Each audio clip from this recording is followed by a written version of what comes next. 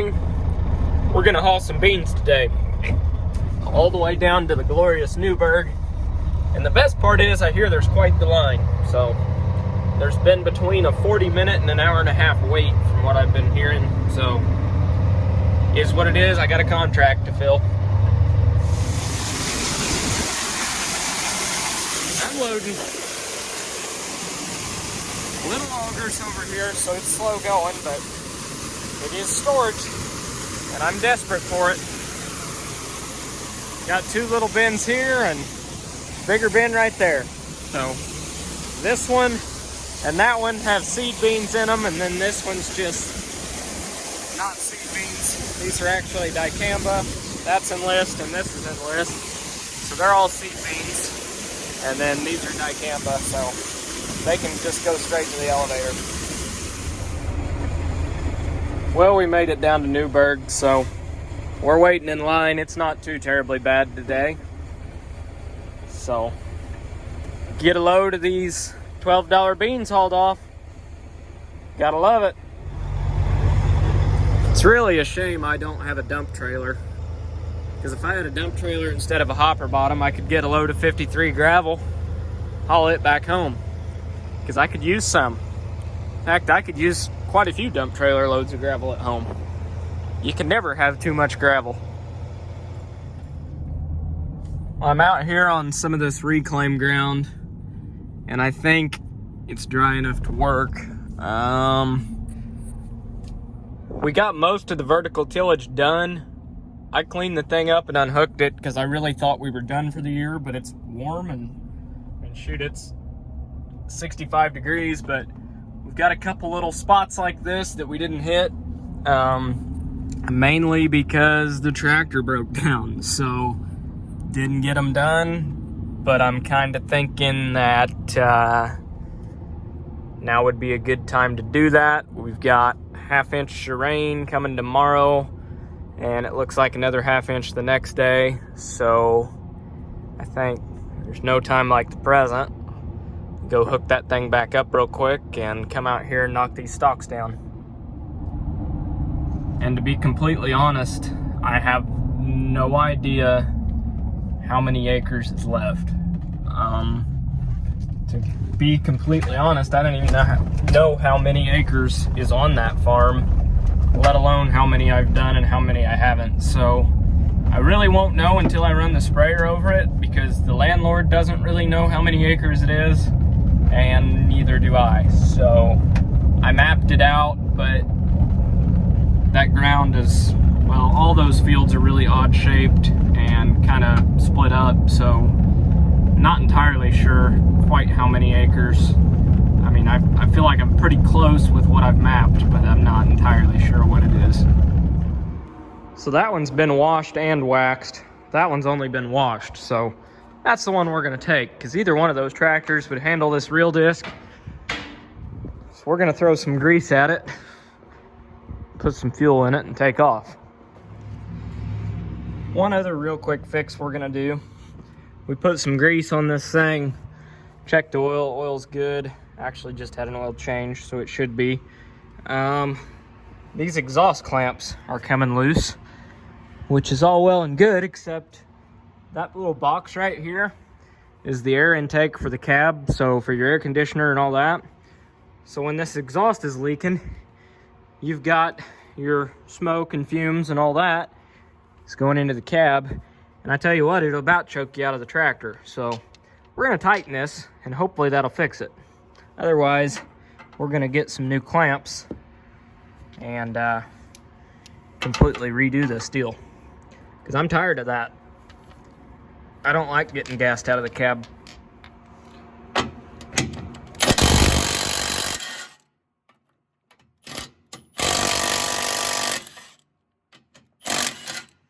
Yeah, those are probably torqued to spec now. Got both sets tightened. Hopefully that fixes our problem. Otherwise, I'm afraid, I'm really hoping that it's not, but that it might be a manifold gasket back there, which in itself is not a bad job to replace a gasket like that. However, anybody that's ever done an exhaust job knows that those bolts tend to get stuck and seized into the freaking block, and they can be a nightmare. So not too bad of a job to do, but it can be a pain. It just depends on those bolts. So hopefully she's not too smoky now in the cap. Should have fixed the problem. So we're gonna watch here when we start it. Yeah, I still saw some smoke. So I don't know what we're gonna do, but today we're just gonna run it. I'll quit complaining. And just when you guys thought I was done with tillage, I mean, hell, honestly, I thought I was too, but we're headed back out.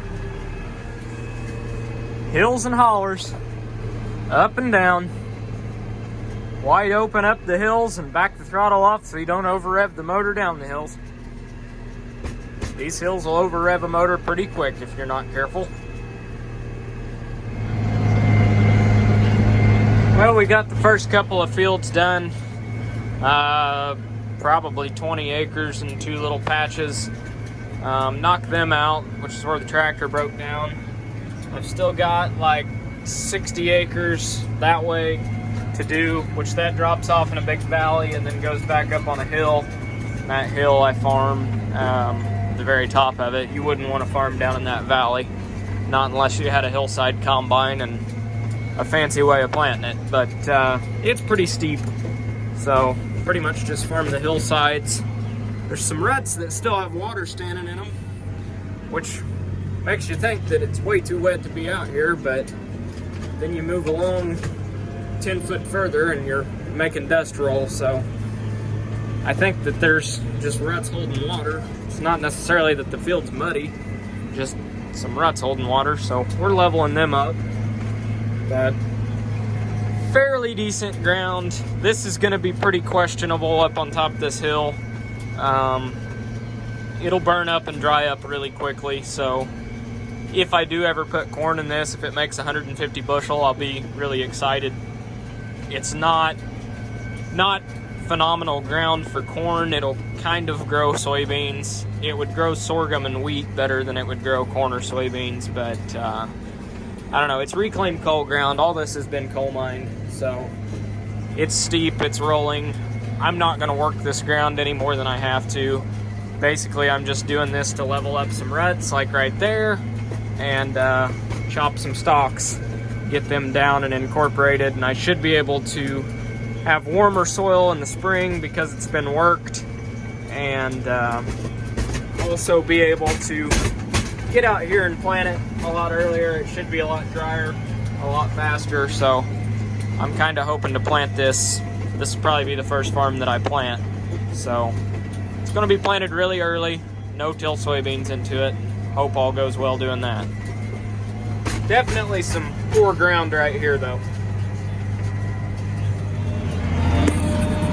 Alright, well, beautiful sunset tonight. I don't know if you guys can see it or not, but absolutely gorgeous. Got that little strip knocked out. Actually turned out to be a bigger strip than I thought it was. Probably 10 acres or so up here. I don't know how many. Anybody's guess, but we're gonna wander down this path and try and find the next field. I'm pretty sure it's this way, but we'll find out. Okay, cool. I did find another field. I'm not crazy. There is a field back here. So I was starting to question it. It's dark and I'm not really familiar with this new farm at all. So we did find another field though. I think this is probably 15, 20 acres back here. I'm not entirely sure. I'll find out. Let's go. Set the tool down, wide open, running about 7th gear, about 7 or 8 mile an hour, more towards 7 than 8. This reclaim ground I just don't trust, it's too rough.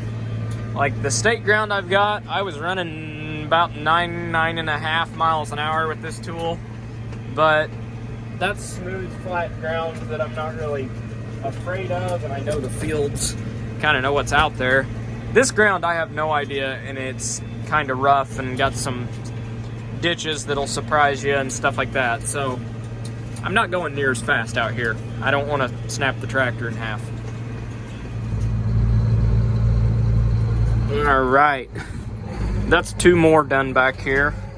I think that we've only got 1 big field left on this side of the road, and it's like 100 and some acres, but most of it's done. I've got maybe 25 acres left, but we got 1 field that way down that path, and then 1 field that way down that path, and now we're crossing a ditch. Definitely gonna want a grain cart when we're cutting these beans next year. But the game plan is we are vertical tilling all these corn stalks, and I'm gonna no-till the beans right into this come spring. So I'm not gonna touch it between now and then. I am gonna come back here with a front loader and dirt bucket and the grader blade and fill in a few ditches right before I plant it. But other than that, we're gonna let it go. So we're cooking along about 9 miles an hour now. We're up in the big part of this field, and it's nice and flat, nice and level, so scooting right along. I mean, 9 miles an hour is a heck of a lot faster than I'm used to going in a tractor, but these tools are meant to be ran that fast. I mean, if you drive slow, they don't really do their job. They're meant to throw dirt, they're meant to mix and chop, and the faster you drive, the better job they do. Within reason, you don't want to get them bouncing, but definitely doing a good job chopping these stalks. There is a lot of foxtail and fall panicum that was coming up in this. It's late season grass, basically. This was in popcorn, which you can't spray Roundup on, so I know that a lot of guys that grow popcorn around here really struggle with weed control, especially on grass. So that's kind of part of the reason I'm out here too, is I'm wanting to get some of that grass chopped up so it's not matted to the ground next spring. There was a hole. There's some of those out here. There's definitely some ruts. When they combine this, it was definitely muddy, and it's fairly dry now, so when you hit those ruts, it really can buck you around. But if you're driving slow with this tool, it doesn't throw enough dirt to fill the ruts in. If you're driving halfway fast, it throws enough dirt to level them up. So it's kind of necessary, and it's a necessary evil. I don't like it. I don't like bouncing. It's hard on a tractor, it's hard on a tool, but that tool I'm not really worried about. It's built stout, it's built to go 9 miles an hour, but the tractor, I don't know. That's why I keep the pins greased really good. But time will tell. It's just money, right? So we've pretty much got the last 20, 25 acres out of this 100 whatever acre field that it is. All I got left is this little corner section here. Still working pretty good. Don't know if you can see what it's doing or not. Camera's probably a little bit shaky, but you're just gonna have to deal with it. Don't have a fancy GoPro mount yet. Actually, I do. I'm just not using it because I never remember to bring the GoPro, so this is shot off my phone. So we got this field done, so I thought I'd jump out and kind of show you guys what we're doing. As you can see, dirt's, I mean, you could kind of make a ball out of it. It's still a little bit wet, but not terrible. I mean, you just can make a ball out of it. But it's chopping these stalks up. Pretty much there's nothing any bigger than that out here. It's not completely burying the residue, which I don't want it to. Got an ear of popcorn right here. So this had popcorn on it. That's what an ear of popcorn looks like, you know, minus the dirt. But, so this is fresh work ground, what I just did. And then if we come over here, this is what I worked like, I don't know, a month ago. So this is what it looks like a month later. I mean, it's basically just corn stalks on top of the ground, but it's settled a little bit. That's kind of fluffed up over there where I just ran. It's still pretty fluffy. You can see my lights are pretty good on this tractor too. It's a long way down the hill, but it's pretty bright. Anyhow, yeah, it's just chopping up stalks. It's pretty firm here. It's not like super loose, which I don't want it to be. I don't want it to wash basically, and I think the rolling basket does a good job of just kind of firming everything up, keeping it from being too fluffy. Really, I'm just trying to level and size residue. I'm not out here to make like a fluffy seed bed that you would have in the spring. I've got a no-till planter for a reason. It'll go through this in the spring and should have a very, very good stand of soybeans. I've got no-till coulters and copperhead closing wheels on the planter, and they seem to do a very, very good job. So that's what it looks like out here after I've ran the vertical tillage tool. This is what it looks like a month later. It's pretty mellowed out already. I mean, plenty of stuff on top of the ground yet, so shouldn't have too many erosion problems, but definitely does knock every single corn stalk down, which I like. So anyhow, that's what we're doing. We got maybe, I don't know, 40, 50 acres at the most yet to run tonight, and then we will have every single corn stalk and popcorn stalk knocked down and be ready to just pretty much no-till every single soybean next spring. Well, I say no-till, obviously it's been worked already, but come spring I'm not going to do really any tillage in front of putting out soybeans. I'm planning on just planting all of them right into this. So that's going to be 100% of the soybeans I plant out of the, I don't even know how many acres. I think 600 or 700 acres of soybeans next year. So of the 600 or 700 acres of soybeans, I might work like 50 acres in front of them, just if it's a hair wet and I'm trying to air out some ground. But really, other than that, I don't plan on doing any tillage. Now, in front of the corn I do, but I'm gonna work all the corn ground in the spring. That's bean stubble now going into corn. But other than that, pretty much planning on cutting tillage back quite a bit from what I'd normally do. So that's the game plan. Well, you guys didn't see me do this, but we're going from that field to this field, but we've got to go up the road to do it. But we're not going to fold it because, well, it's like 10 or 11 o'clock and nobody's on this road. So up the road we go. We're literally turning right there at that sign, so I don't think we're going to hurt anything doing this. It is a little bit disturbing that I'm working ground listening to Christmas music on the radio. Not that I really enjoy Christmas music, because honestly I get sick of it like 2 days in, but it's odd to be in the field this late in the year.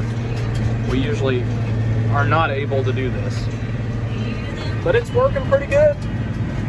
And we'll have pretty much 2/3 of the tillage done, more or less 2/3 of the tillage done before next spring, so can't beat that.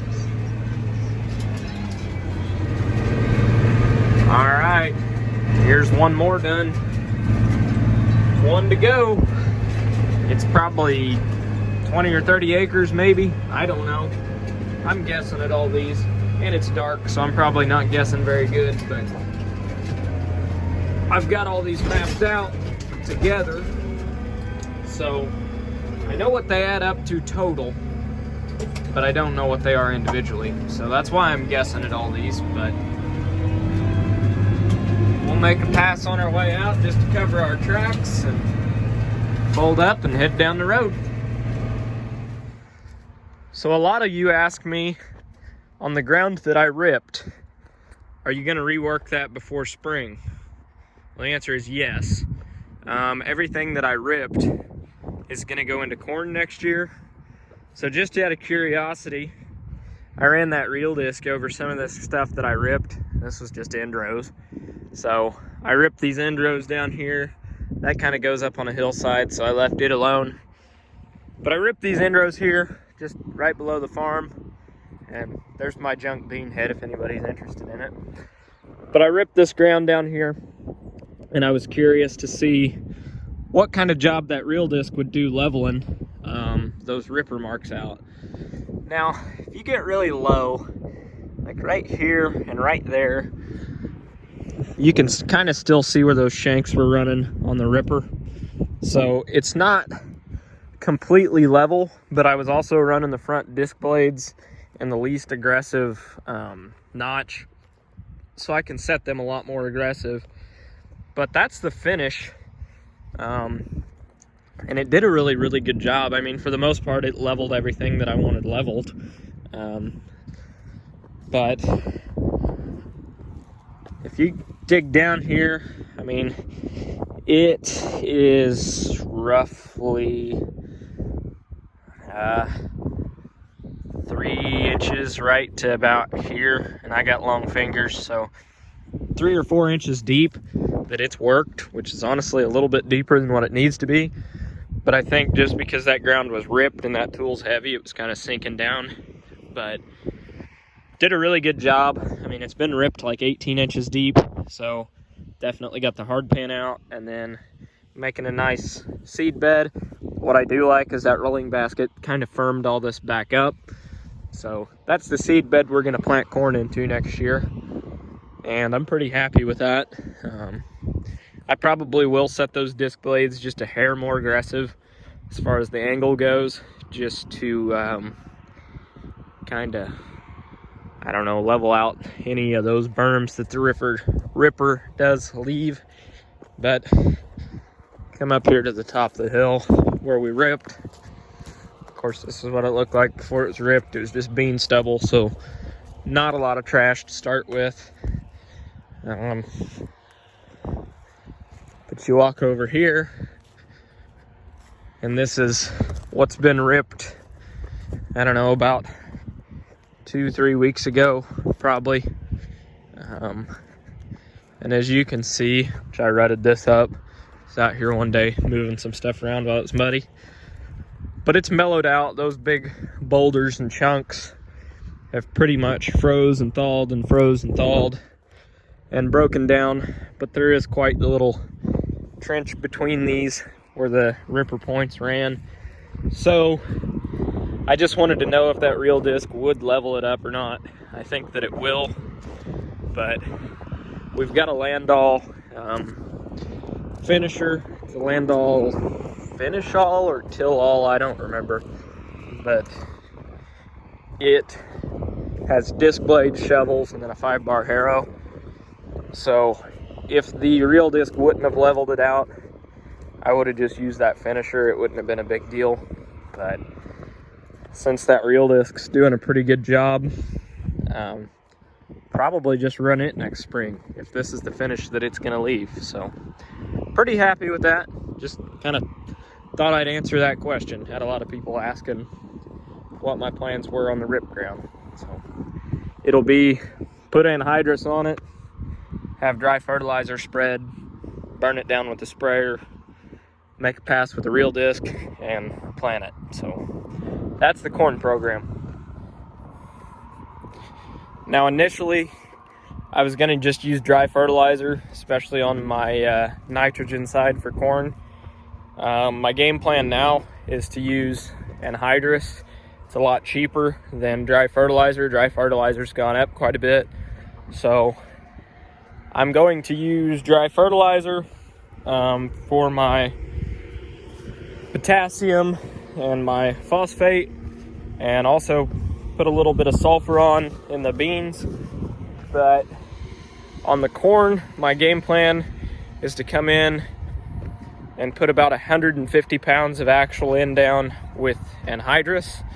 And I'm gonna get another about roughly 20 pounds from my DAP, which is a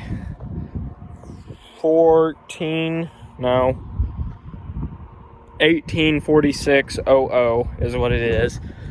So then the DAP will give me about 20 pounds of actual in per acre. And then I'm gonna come back in with about roughly 20 gallon, probably, well, 15 gallon of 28%, and then another 5 gallon of ATS, which has a little bit of nitrogen in it, about 5 pounds at 5 gallon, roughly. And that will put in roughly 220 pounds of actual nitrogen per acre. So has the potential to grow a really, really good corn crop. Now that's average. That's some farms I'm putting more, some farms I'm putting less, but all in all, that's where I'm gonna average. All right, since we're done with this thing for good, and I've actually got every single acre that I wanted to get across with it done, we can put this thing up. So now it's the boring, mundane jobs of hauling off grain, which I get real sick of because it's just the same trip over and over and over. It gets kind of boring, but we'll be hauling grain like it's going out of style. We can go get this unhooked, so that's what we're doing. So we're backed into what I would call the tillage shed. We got a 496 28-foot case disc that basically is used to fill in really bad ruts or really bad washouts. That's pretty much the only time we use it. We've got the McFarlane, which is my new favorite tillage tool. Got a rotary hoe, which we hope we never have to get out. I don't think we've used it but like twice in my lifetime. And then we got the Landall finisher, which is a really good tool, does a really good job leveling, but it's getting some wear on it. It needs new shovels and blades put on it. But other than that, it's a really good tool. But yeah, that's what we got. And then the ripper and 2 chisel plows. So didn't use chisel plow at all this year, just pretty much ripped things instead. Oh, and if you guys noticed it, that's my fuel cap right now. It's a chip bag zip tied over the top. I made sure it wouldn't get any dust in it, but yeah, I lost the fuel cap. Have no idea where it went. The good thing is I had only gone down a blacktop road when I noticed it, so I had that chip bag and some zip ties in here, so that's what I did, just to keep the dirt out. I got another one ordered, so I don't know where that went. I fueled the tractor up, took off down the road. Luckily it wasn't a gravel road, so it's not full of dust. Otherwise I'd be pumping the tank and cleaning it, but good news is I caught it before I was in the field and stirred up a bunch of dust. But that was a whoops on my part. All right, we're unhooked. Hitch pins out, safety chains off. Now attention to any of you implement makers out there. This right here is awesome because you can put your hydraulic hoses in here and keep them separate. This is one remote, this is another remote. I love that, unhooking them. And it gets them out of the way, they're not draped on the ground. I don't know. Normally I put zip ties around them just so I know what color's what, but that's handy. I like that. So back to the farm we go. This thing will need washed again, but it's not too ungodly dirty. It's more dust than it is anything. It's not like it's muddier and all get out like it was last time. So this tractor's pretty much good to go. Everything's tucked away in a shed, so let it get cold, let it rain, let it do what it wants. Loading, slowly but surely. I had to move my spout down because I wasn't quite centered, so now we're throwing it into the center. You can see it's pretty slow getting full over here. Now this is what I'm talking about. One truck in front of me, I can live with that. Beans must be way down today or something, because it's weird for there not to be a line. Well, you guys can't listen to it, because copyright and all, but the song Sitting on the Dock of a Bay just came on. It's pretty appropriate for sitting down here right on the Ohio. You can see I'm dumping at dump 2 right here. So those beans are gonna go out onto that conveyor, and I don't know if you guys can see the very top of that barge or not, but that's where they're going. So what I always wonder is where they end up at. Are they going to China? Are they going to Europe? Are they just going down the Gulf and some crusher down there? You never know. Be interesting to have a tracker, because these beans could literally be going anywhere in the world from here. They go down the Ohio, down the Mississippi, and to who knows where. So, kind of neat to think about. Well, I couldn't do this again. 2 loads, exactly the same weight, and within 1 bushel of each other. That's impressive.